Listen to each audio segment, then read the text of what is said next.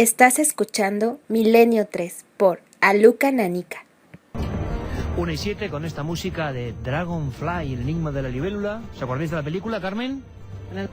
Sí que, claro que me acuerdo. ¿Os acordáis? Santiago Camacho. Muy buenas noches, claro que nos acordamos. Con Kevin Costner hablando de la vida y la muerte. Luis, ¿no te acuerdas? No sé si quizás sea demasiado joven, ¿no? ¿Cuánto fue eso? No, no es tan Oye, tarde. ¿nos estás llamando viejos? No es tan tarde.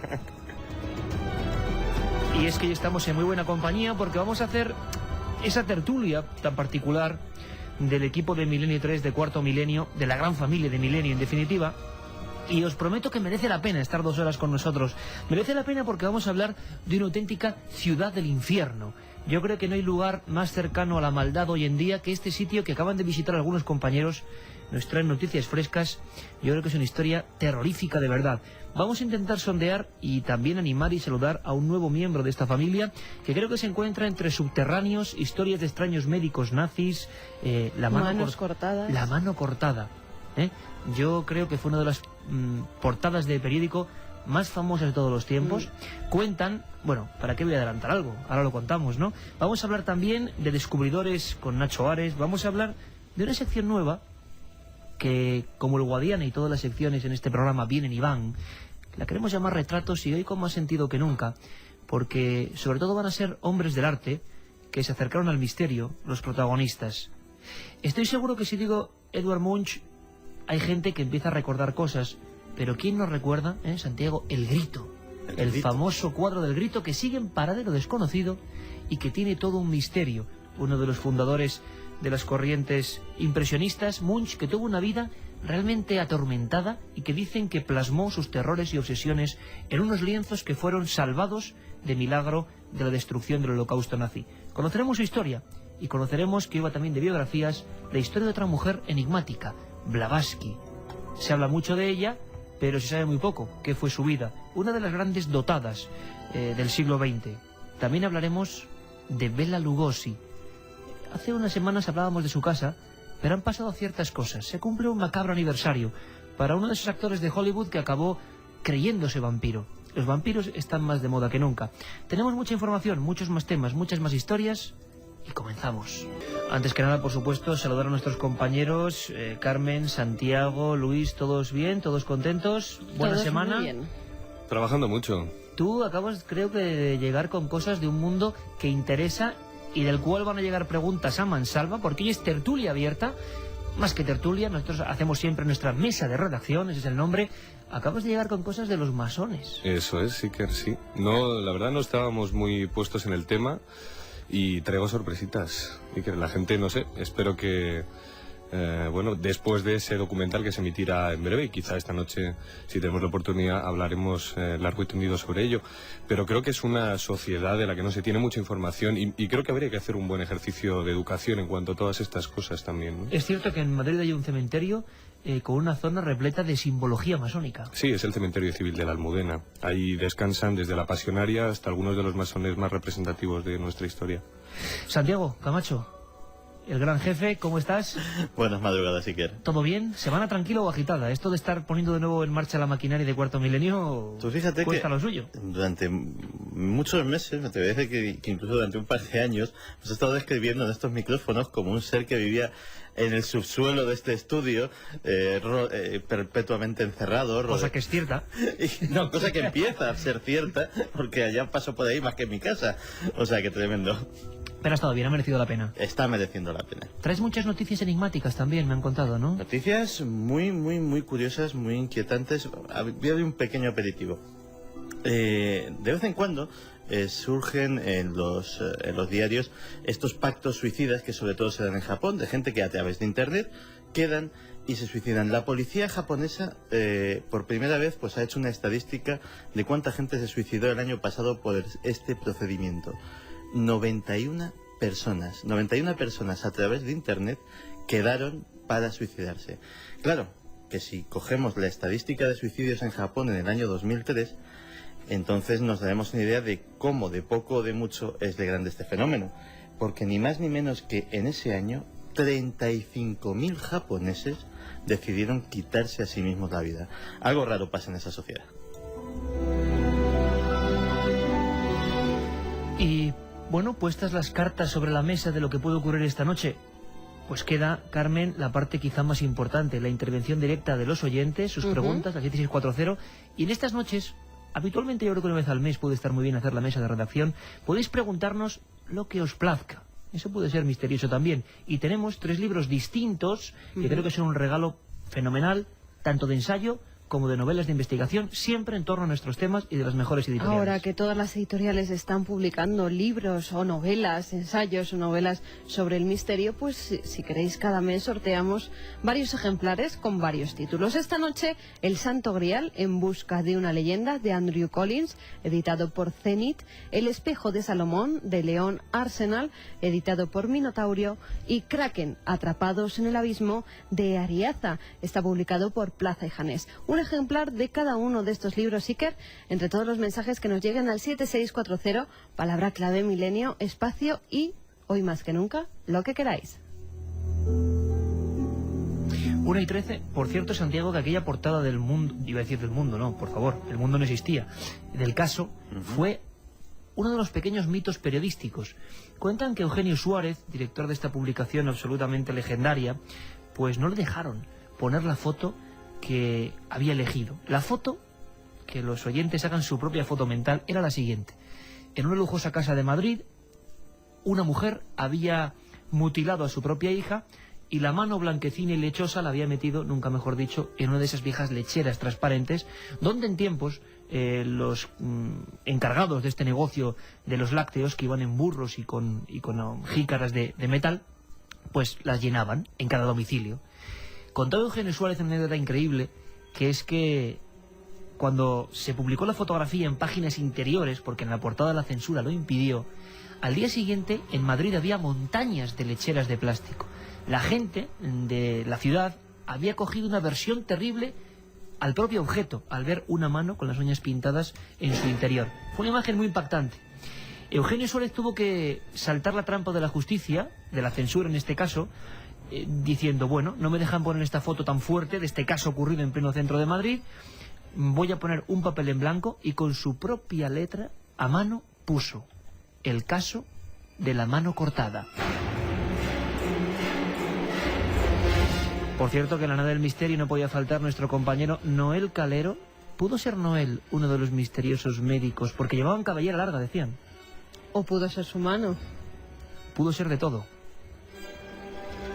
Noel Calero, la nada del misterio, con estas músicas más que apropiadas para hablar de este tema, Santiago, que es uno de los grandes misterios que se podía resumir, bueno, en los experimentos de una parte de la sociedad española de esa oscura posguerra, de esa protección incluso en España por extraños médicos que hacían experimentos raros. Se habló de que esa chica, hija de la marquesa Margarita Ruiz de Liori, aparece sin mano, aparece sin lengua, porque había inhalado un extraño virus. Se habla de extrañas también comunidades de médicos nórdicos, nazis, quién sabe, bueno, amparados en el régimen de Franco y investigando en diferentes puntos. Uno sería la calle Princesa y otro la calle Mayor de Albacete. Un clásico que todavía sigue sin resolverse del todo, ¿no, Santiago? Sí, y además es uno de esos casos que tienen, yo creo, gran libro pendiente, porque lo tiene todo. Y todos los misterios que plantean están todos a medio resolver. Es un caso que tiene espionaje, que tiene secretos de Estado, que tiene nazismo, que tiene tráfico de nazis después de la guerra, de refugiados de las SS, de médicos de los campos de concentración, que tiene incluso orgías para animar un poco la fiesta, y que además tiene pues ritos, no sé si satánicos, ocultos o de qué tipo, pero todo esto metido en una coctelera, pues da desde luego uno de esos casos reales que sin embargo serían dignos de una gran novela. Una novela por escribir, por cierto. Carmen, esa mujer protagonista de esta historia, hablamos de Margarita Ruiz de Liori, La marquesa de Villasante. y de Alcalaí, una persona que dicen que fue la primera que tuvo carnet de conducir en España, reportera de guerra. Modelo, espía. Increíble, ¿no? Una mujer particular. Y de repente a esta mujer se le muere la hija, y cuando llega la policía se encuentra la mano en la lechera, y que había sido tratada pues casi como si fuera un ritual de vudú, de zombificación, un ritual antiguo, quién sabe. Y ahí empieza a surgir una espiral y se registran las propiedades de esta marquesa. La gran sorpresa llega cuando en la calle Mayor de Albacete se descubre un lugar con un entramado de sótanos, bueno, terroríficos, pinturas de sangre en las paredes, símbolos extraños parecidos a una H, decían, que nadie había visto nunca, y grandes calderas sobre cocinas llenas de cabezas de perros.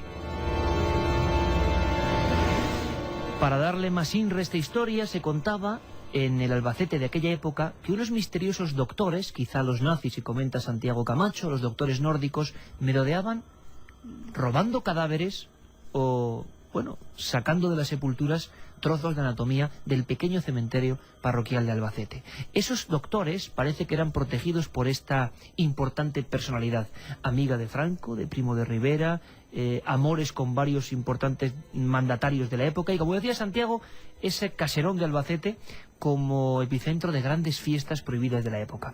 Lo has dicho muy bien, Santi, esto es una novela tremenda. Pero ¿qué pintaban esos doctores de bata blanca, de piel pálida, de pelo largo casi albino, experimentando, quién sabe si solo con animales o con seres humanos, en los sótanos de esa casa? Este sería el inicio de esta historia, la fotografía de esta historia, que luego se complicó mucho.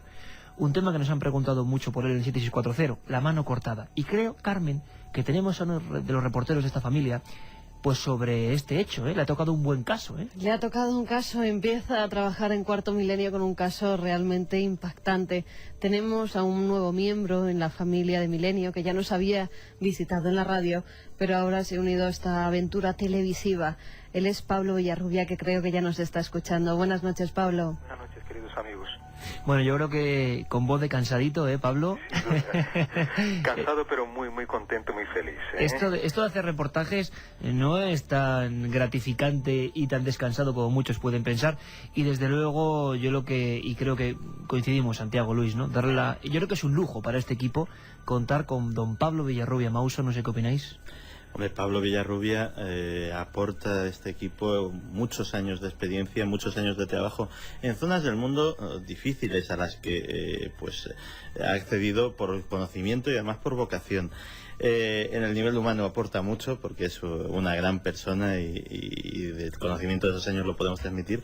Y desde luego a los oyentes de Milenio 3 y a los espectadores de Cuarto Milenio pues les va a llevar un poquito de aventura, un poquito de riesgo y un poquito de amor por lo desconocido, que eso es lo que le sobra a él por los cuatro costados. Yo creo que Pablo es uno de los guerreros de esta nave del misterio.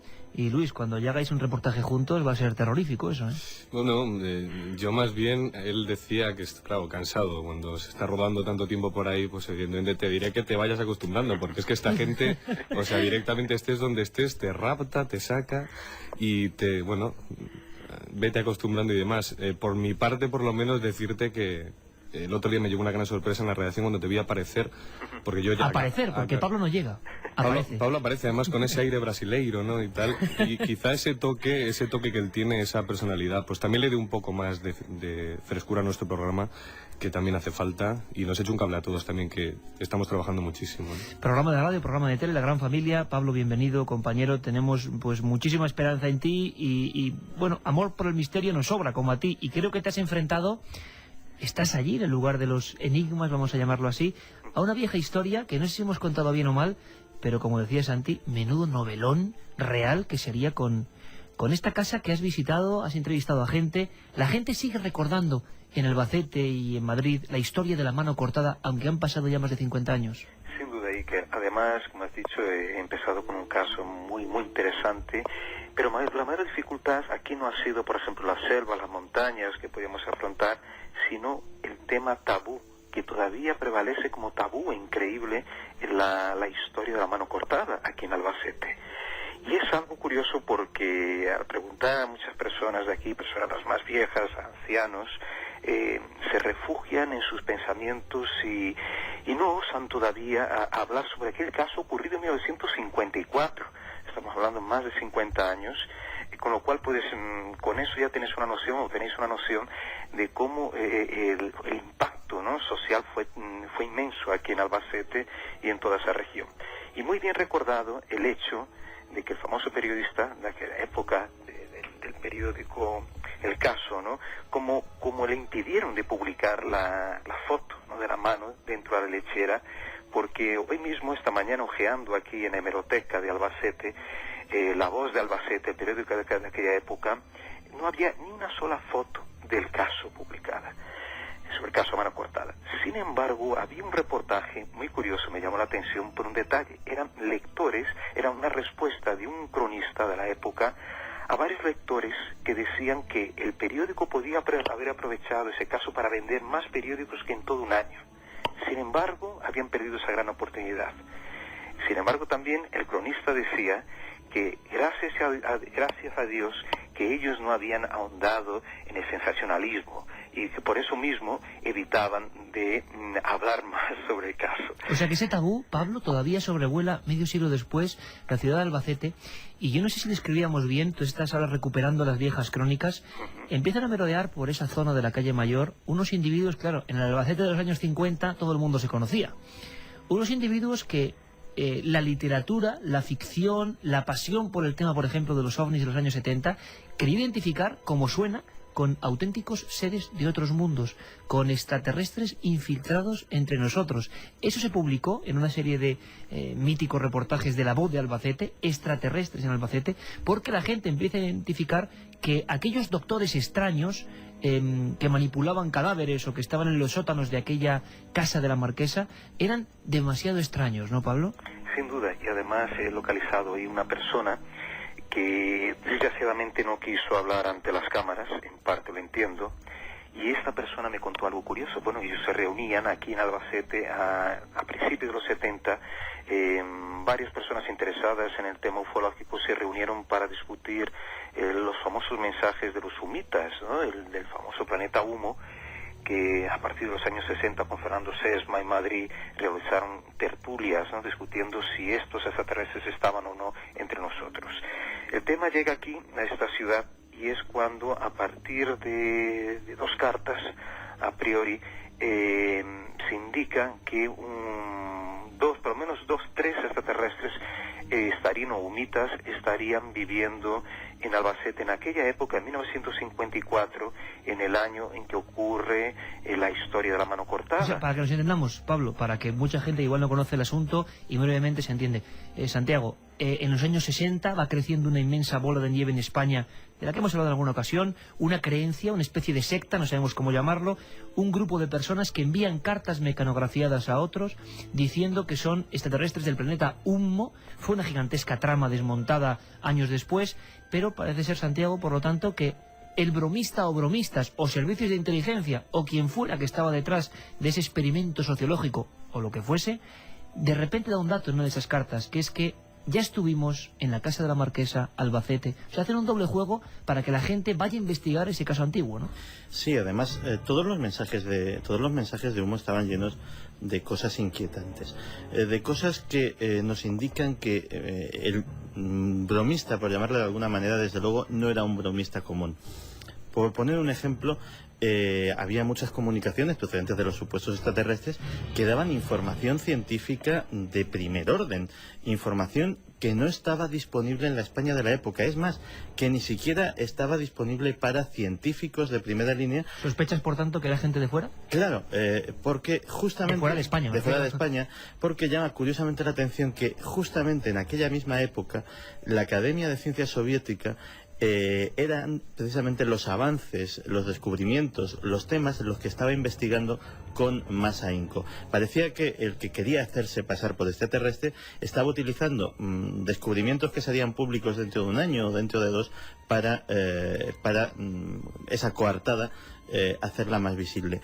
Ese era simplemente un dato. Luego había efectivamente muchas pistas falsas. Puede que lo de la Marquesa fuese una. Y hubo incluso, y lo sabes muy bien, hubo materiales plásticos de última generación, un extraño sello que apareció también en Danza, y realmente todo nos indica que estamos tratando, cuando se habla del caso Humo, de personas. Vamos a aceptar la hipótesis de que eran tales y de que no eran seres ajenos a nuestra especie, de personas que iban mucho más allá, tanto en medios como en propósitos, de la simple broma, de personas que realmente pertenecían a una trama que a día de hoy se nos escapa. Una trama en la España de los 60. Y Pablo Villarrubia, que está en Albacete investigando el caso de la mano cortada, de repente ese nombre, esa marquesa, esa mano cortada, ese inmueble, aparecen de repente en esas cartas. Imagino que la expectación a partir de ese momento es brutal, ¿no? Sin duda. De hecho, los personajes que merodeaban o que vivían en aquel momento en la casa de la marquesa de Villasante, había por lo menos dos, o algunos hablaban en tres, hombres altos, rubios, de ojos azules, a los que llamaban médicos nórdicos, que realizaban extraños movimientos dentro de los sótanos de aquella casa, de aquel caserón que ya no existe en calle Mayor 58, en que tú estuviste también, Iker, que hace ya algún tiempo, ¿no? Me imagino. Sí, sí. Y estos hombres realizaban experimentos a priori con animales, con perros, especialmente con perros. Se hablaba de que los abrían, los disecaban, realizaban una serie de experimentos incluso hasta con virus que más tarde en estas cartas sumitas de los años 70, incluso de los 80, se hablaban que esos virus escaparon a los, digamos, de aquel núcleo donde estaban experimentando con perros y pudieron haber atacado a Margot Schelling, la hija de Margarita Ruiz de Liori, o sea, la hija de la marquesa, que entonces creo que en 41 años esta mujer entonces empezó a sufrir una serie de males y hasta que vino a morir de causas aparentemente naturales.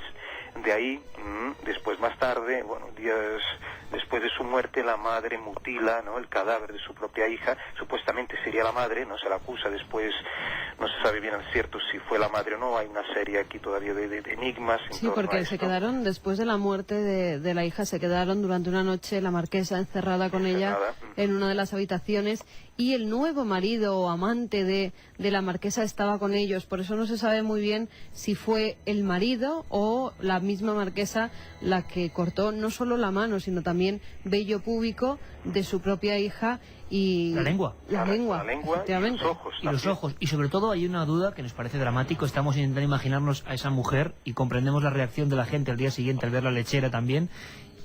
Dos teorías, ¿no, Pablo? Una, que era un ritual antiguo que nadie comprendía. Decían que la marquesa había trabajado como reportera de guerra en la zona del norte de África, o que eran las partes de esa mujer afectadas por ese virus que comprometería las investigaciones que de algún modo estaba tutelando esta marquesa. No se ha logrado saber nada de eso, ¿no, Pablo?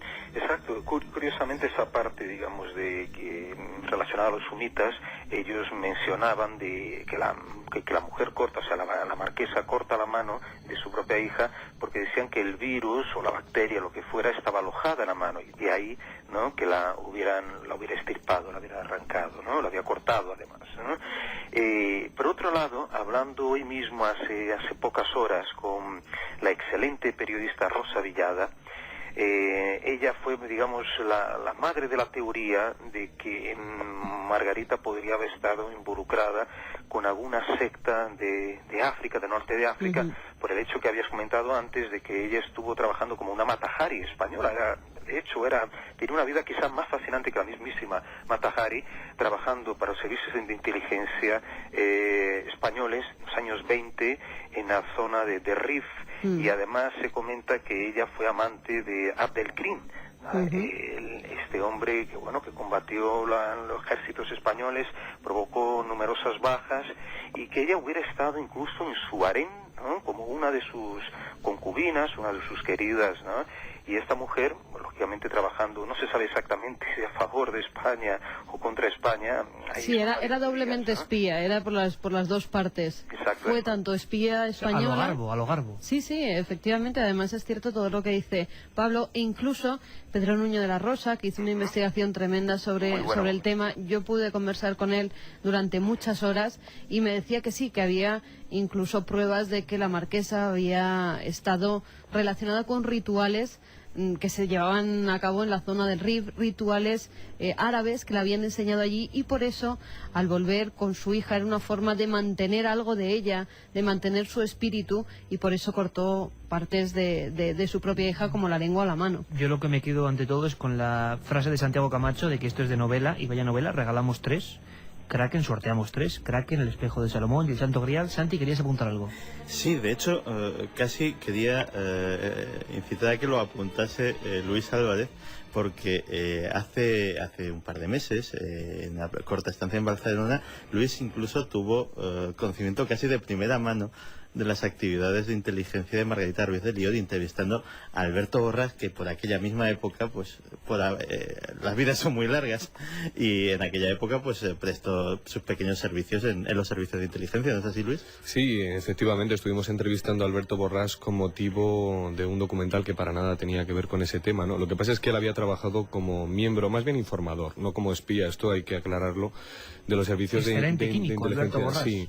Eso es, y nos hablaba, bueno, de la historia de Mersida, que no tenía absolutamente nada que ver, que era una mujer que andaba por el norte de África, que era una especie de bruja, que al parecer tenía relación con Franco, pudo tener alguna relación, incluso sentimental, apuntaba. Esto no estaba muy claro, pero lo comentaba tal cual, ¿no? Y quizá también hablaba de que esa mujer era la que le había proporcionado a Franco lo que se llamaba, bueno, toda la suerte que tuvo a lo largo de la contienda en el norte de África antes de nuestra guerra, ¿no? Que fue lo que le alzó quizá al grado de general. Y La baraca.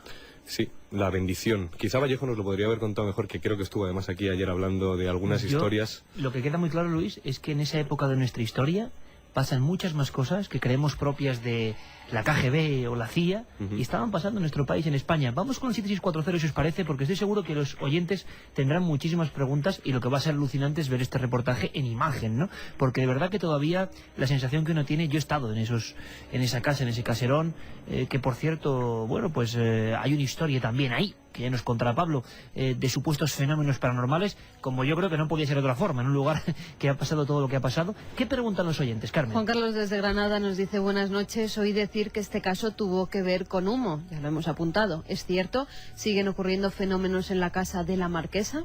¿Se cuenta algo, Pablo? En torno ya hablamos a los fenómenos, además de un edificio que ya es oficial, que pertenece a una delegación de industria, y que, bueno, pues, algunos dicen que sí, creo, y otros dicen que no. Mi último contacto con ese tema fue hace casi más de 10 años. ¿Has podido saber algo, Pablo?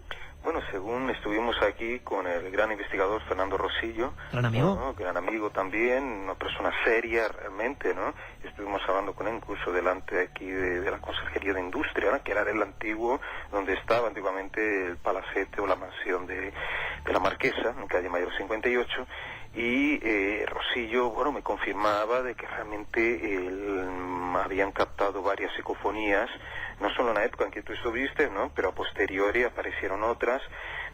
Quizá las más antiguas hablaban, por ejemplo, eso en los sótanos, pero hay que recalcar que esas psicofonías fueron grabadas en los sótanos de la actual consejería, y que fueron los sótanos de la casa de la Marquesa, donde se realizaban posiblemente aquellos hombres altos, más tarde confundidos con humitas, y también asociados a los nazis, porque después parece que se habla ya de nazis refugiados en España. Quizá formaban parte del famoso plan Odessa, de llevar criminales nazis, SS, de cierta forma América Latina, pasando por España, llevarlos a Argentina, Uruguay, y que esos hombres estuvieron, bueno, recibieron cobijo en casa de la Marquesa. Y como espía, Margarita los había recogido, efectivamente. Quizás por órdenes de mismo Franco, o de gente allegada a Franco, que sabíamos que estaban relacionados con esta gente, ¿no? Con los nazis en aquella época. Y entonces Rosillo nos comentaba de que estuvo con un equipo, montaron, bueno, tú te acuerdas, Iker, ¿no? Un despliegue grande, un despliegue grande de equipos, de última generación, de grabadoras, de todo. Y juntamente con José Luis Tajada y José Martínez, me parece que en aquella época era concejal de Cultura, ¿no? De Albacete, pudieron grabar psicofonías, bueno, espeluznantes. Algunas decían mamá, frío, miedo, pero de una forma muy nítida, ¿no? Parece que lo interesante es que las voces no eran aquellas voces muy lejanas, era algo muy nítido, ¿no? Otra decían soy yo, otra decía hay mucha energía, ¿no? Y una serie, después se grabaron otras y otras y otras. Posiblemente eso sigue ocurriendo, últimamente Rosillo no ha desplegado su equipo allí, pero casi seguro que siguen ocurriendo fenómenos en el lugar, incluso de apariciones fantasmales. Eso se la llamaba también la casa de la Marquesa después de su muerte el 15 de mayo de 1968, que sería la casa de los fantasmas, y se hablaba mucho de la Cueva del Moro. La Cueva del Moro era como conocido los sótanos donde se perpetraban estas operaciones, estos experimentos con animales, ¿no? Y el lugar aparentemente es encantado, ¿no? Tiene algún tipo de energía, la fenomenología como esta que es registrada por Fernando Rosillo y su equipo. Vamos con más mensajes que nos llegan a esa vía de contacto 7640. Antonio Rivera relaciona este caso con los humitas. Los misteriosos doctores eran humitas, nos dice Antonio desde Tenerife. Siempre hombres de bata blanca en el misterio. Me ha recordado los hombres del caso del niño de Somosierra, ¿Sí? Aunque no tendrá nada que ver, nos dice Juanmi desde Lorca. ¿Quién sabe? Hola, soy Eva de Fuengirola. Cuando tenía 13 años jugábamos con que venía la mano cortada a matarnos. Por cierto, ahora tengo 30 y sé de dónde viene. La gente de la casa de la Marquesa era extraña, pero la Marquesa podría ser una especie de cabecilla, nos pregunta Carlos desde Jaén. Bueno, desde luego cabecilla de muchas operaciones, de muchas cosas que no se difundían en aquella España de la posguerra.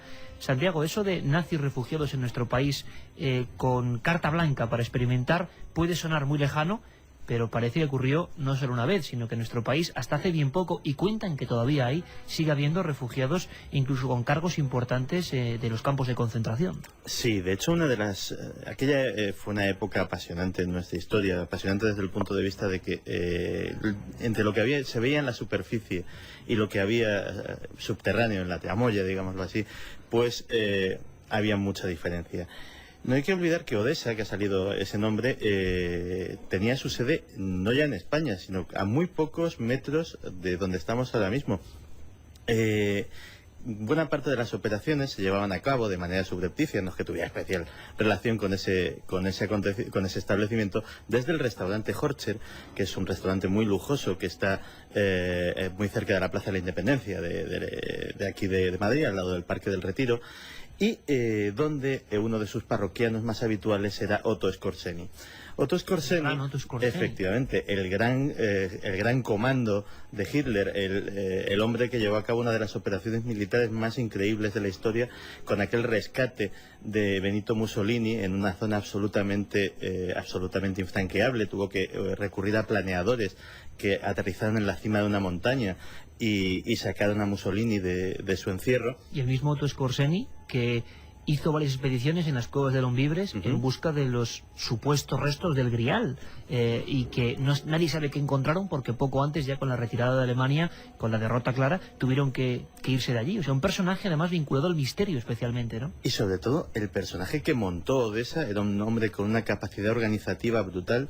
Odesa era la organización de antiguos miembros de las SS, era una especie de grupo de ayuda mutua para intentar escapar sobre todo a los que tenían encima crímenes de guerra, o acusaciones de crímenes de guerra, intentar escapar, eludir de alguna manera la acción de la justicia. Otto Skorzeny murió de hecho en España, vivió como ingeniero aquí, trabajando, era su profesión de civil durante muchos años, vivía en un chalet de la calle López de Hoyos.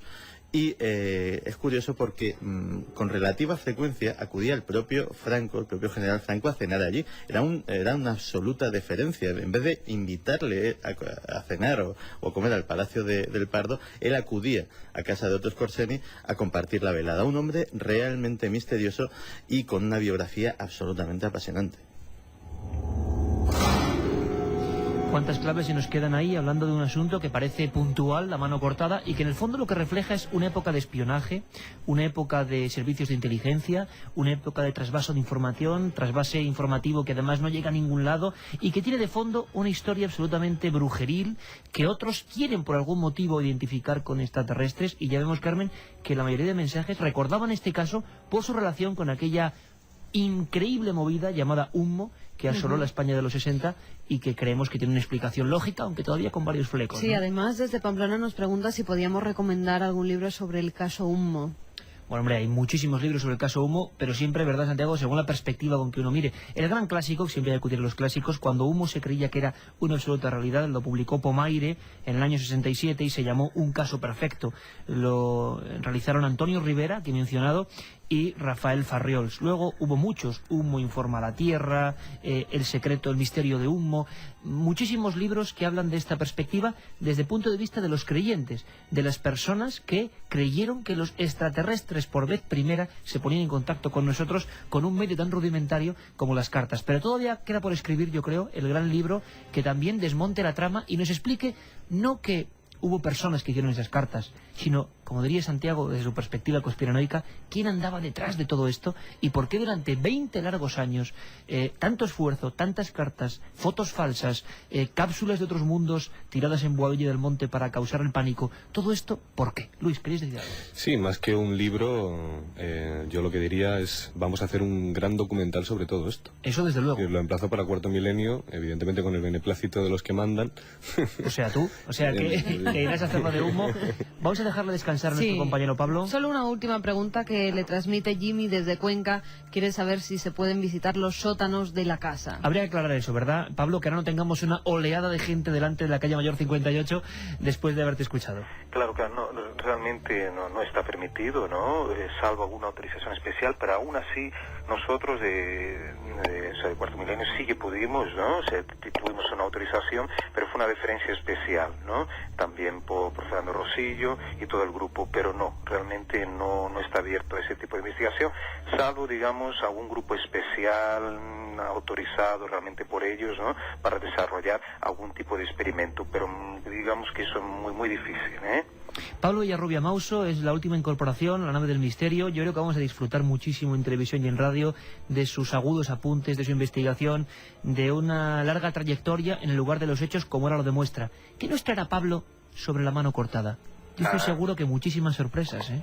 Muchas sorpresas, además la alegría de haber encontrado, ya cuando estaba casi desesperado por encontrar una persona y ya maldiciendo, ¿no? Varias personas por no querer decir, ¿no? Que sabían cosas interesantes, incluso, ¿no?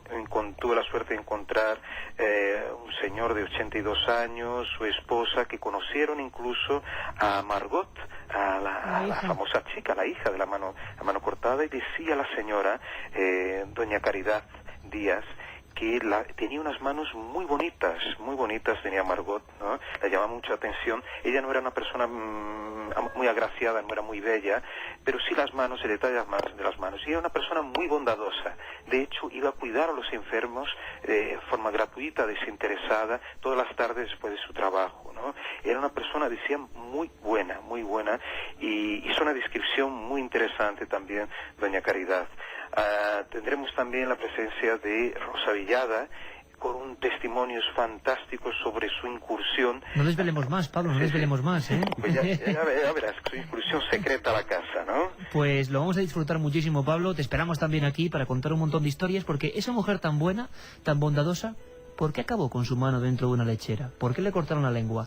¿Quién eran esos doctores? Decían que era todo lo contrario que su madre. Su madre era una persona muy agraciada, que se llevaba muy bien con todas las personas de su alrededor, porque tenía mucho carisma. Todo el mundo acudía a su casa, y su hija todo lo contrario. Era muy retraída, muy metida en sí misma. No había tenido nunca, ni se le conocía ningún novio. No era agraciada físicamente. Y también eso tuvo mucho que ver en su mala relación, según decían algunas voces, con su madre. Pues prometemos seguir esta historia, desempolvar muchas más. Hace 50 años, en Albacete, la mano cortada. ¿Por qué esas calderas llenas de perros, de animales, de signos en las paredes? ¿Qué pasó con esos doctores? Iremos descubriéndolo. Un fuerte abrazo, Pablo, y bienvenido. Un gran abrazo también a vosotros, y buen programa. Oye, Santiago, has dado en el clavo. Tendrías que ponerte con ello, ¿eh? Menudo novelón. Porque es que lo tiene todo lo que está de moda en estos libros, por ejemplo, que ahora sorteamos, que repito que son Kraken de Ariza, un magnífico escritor, El espejo de Salomón y El Santo Grial, 7640. Yo he estado volviendo a refrescar esta historia en imágenes. Hay una imagen que es de la Blanquecina, ¿no? Ya una mujer ya bastante decrépita, la marquesa de Villasante, apoyando la cabeza en la cama, junto al rostro ya sin ojos, sin lengua, sin mano, de su difunta hija.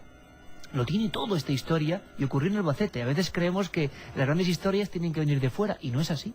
No, no es así. Y además, un pequeño aviso a navegantes para que si alguien busca buenas tramas, pues se lo piense dos veces.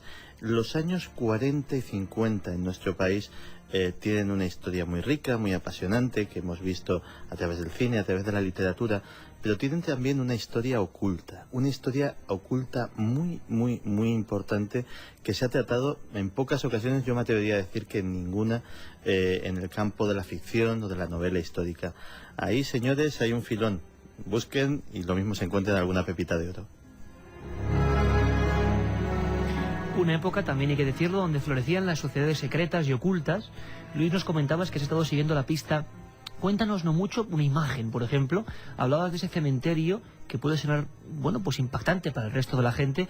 Una sociedad perseguida en muchas ocasiones. Por ejemplo, Franco tenía una gran aversión por todo lo que tuviera que ver con la masonería, pero la masonería ha cobrado gran fuerza, iba a decir gran fraude, ¿no? Gran fuerza, y sobre todo gran impacto social. Hay muchos libros, bestsellers hoy en día, que intentan descubrir lo que no se sabe aparentemente de los masones.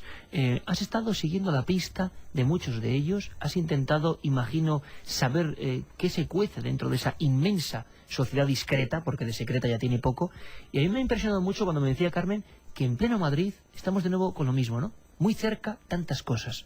¿Qué hay en ese cementerio? ¿Qué nos podemos encontrar? ¿Es el reflejo de un culto siempre prohibido, pero que poco a poco va saliendo a la luz, Luis? Hombre, son un montón de tumbas. Digamos que sería uno de los cementerios con un romanticismo tremendo. Seguramente si ahora mismo estuviéramos en tiempos de Larra y de algunos de los románticos, pasarían por ahí para inspirarse en las noches de luna llena, ¿no?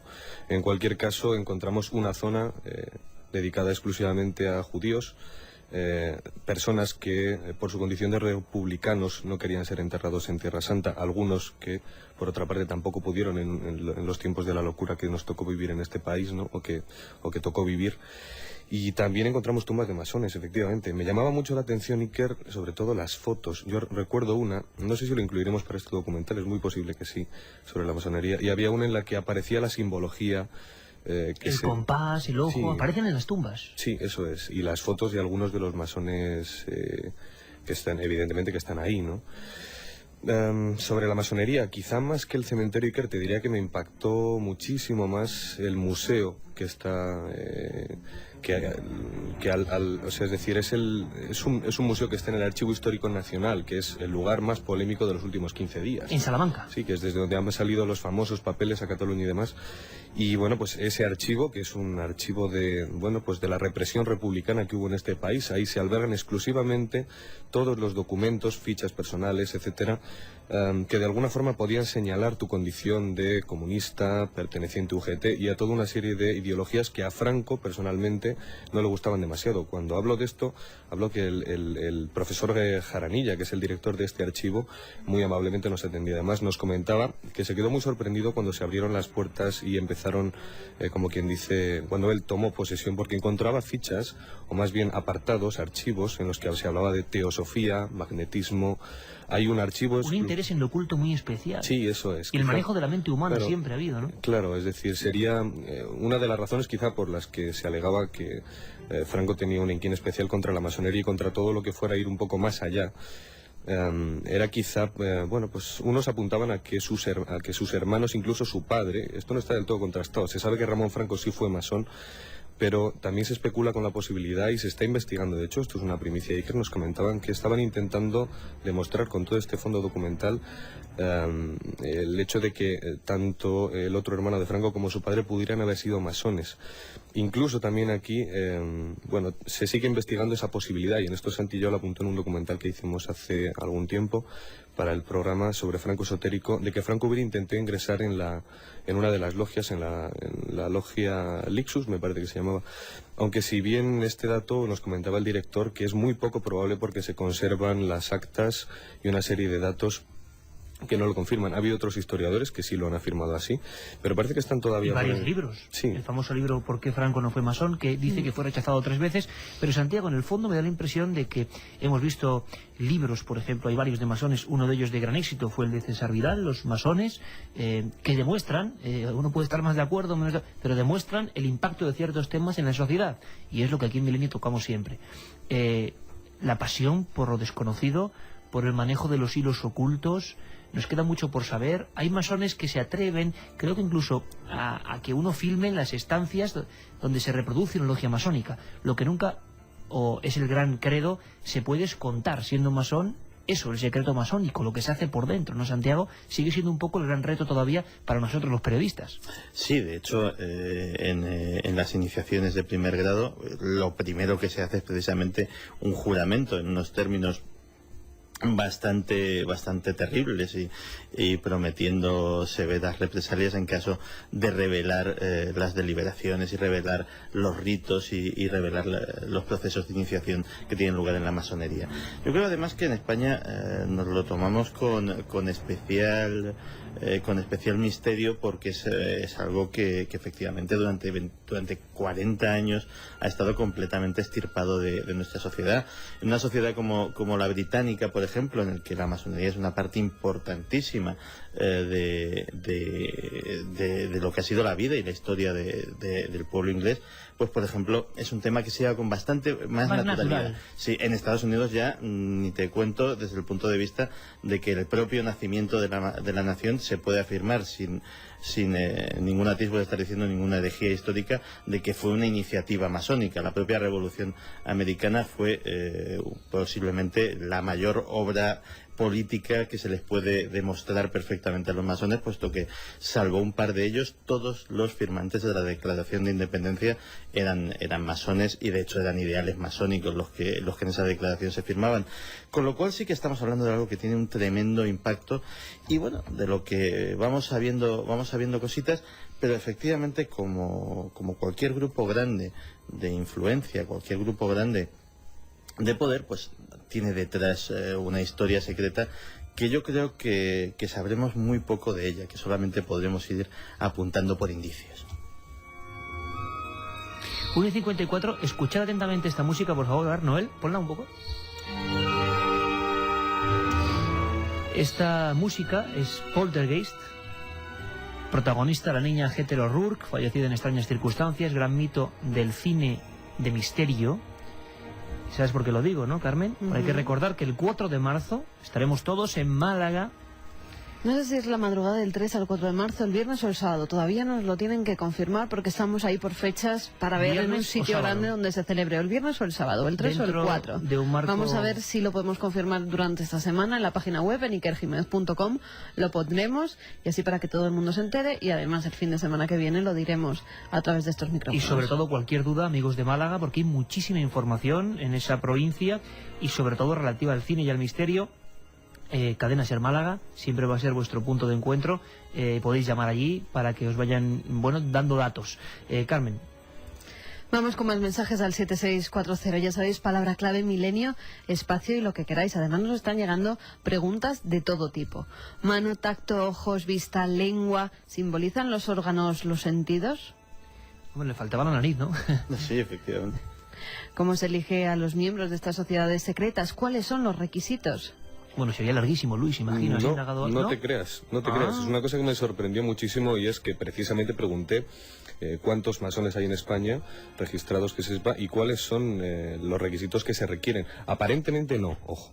Es decir, yo no me inicié en ninguna, pero sospecho... Que sepamos. Bueno, que sepamos también. Podría Además, ser no tú, lo podría decir. Podría ser tú también. No, ojo. Es decir, si yo fuera masón y quisiera decirlo, podría hacerlo. Lo que no podría es desvelar tu condición de masona. Ah, interesante. Que, por cierto, la mujer Por también señas, puede estar ¿no? dentro de la masonería. Es una cosa que me llamó mucho La la mujer atención. también, claro, la gran Y logia los masónica. masones se Sí. conocen entre ellos por señas que se hacen sin que los demás nos enteremos. Ya estoy aquí Está haciendo señas, claro. Luis. Está bebiendo break, que es una cosa extraña. Esto no es Canal 4, ¿no? Pero bueno, de todos modos, Iker, cuando hablamos del conocimiento revelado, hombre, no hay que dudar Y no hay que olvidar de que la masonería viene de muy antiguo, viene de la Edad Media. Un libro como Los Pilares de la Tierra representa a la perfección qué significaba esto con todos sus códigos y demás. Eran los constructores de las catedrales, los conocedores quizá de cómo hacer de las piedras un poema, ¿no? Hacer una catedral y revelar todo el conocimiento oculto precisamente en estos templos y acercar a Dios a todas aquellas gentes analfabetas que vivían en estas épocas, ¿no? Hay un dato muy curioso, Iker, y es que cuando uno era masón, cuando uno era además masón en inglés es albañil, precisamente, no tiene ningún misterio, solo que aquí en España no se tradujo, y cuando uno era uno de estos albañiles de la Edad Media, y era como quien dice aprendiz, y pasaba a ser un grado superior, estaba obligado a hacer un viaje a través de Europa, incluso marcharse a Oriente, recibir cualquier influencia en ese viaje, incluso del Imperio Otomano, y volver con todo ese conocimiento adquirido otra vez a la logia de origen para mostrarlo. Un dato también muy curioso, y que es quizá lo más incomprendido de esta historia de la masonería, es que no estamos hablando de un conocimiento que yo pueda poner en papel. No solamente es un viaje en el espacio y en el tiempo, y que es un viaje interior. Y siendo tan secretos, ¿cómo se consigue ser masón?, nos pregunta un amigo. ¿Que cómo se consigue, Iker? Pues muy sencillo. A mí me comentaban que si yo perfectamente quisiera ser masón, podría entrar en la web, buscar alguna de las páginas que hay. Una logia y pedirlo, gran ¿no? logia masónica. Otra cosa es que te admiten, creo que hay, bueno, lo podría contar muy bien Sebastián Vázquez, un ritual muy curioso, creo, Santiago, no equivocarme, lo contamos muy rapidito, en que uno hace reflexión con su propia vida en una especie de cuarto anexo. Testamento. Hay un cuarto oscuro. Creo recordar que con la compañía de una calavera y una vela hace un testamento en el cual efectivamente hace una recapitulación de lo que ha sido su vida hasta ese momento, porque cuando se accede a la iniciación masónica, de lo que se trata es de acceder a una nueva vida. Toda la iniciación de primer grado es una escenificación de una muerte simbólica del neófito que resucita a su nueva condición de masón y como tal a una nueva vida. Y es una condición tal de muerte simbólica que efectivamente incluso requiere dejar un testamento escrito, que es precisamente lo que se lleva a cabo en ese cuarto oscuro. Luz nos dice: en el cementerio de mi pueblo, Buñol, en Valencia, hay un monumento a la masonería. Hola amigos, ya era hora. El miedo en sesión doble leyendo Camposanto, Palacio de los Guevara y vosotros. Un fuerte abrazo desde Coventry, en Inglaterra. Hombre, está leyendo en Inglaterra Camposanto del Bosco.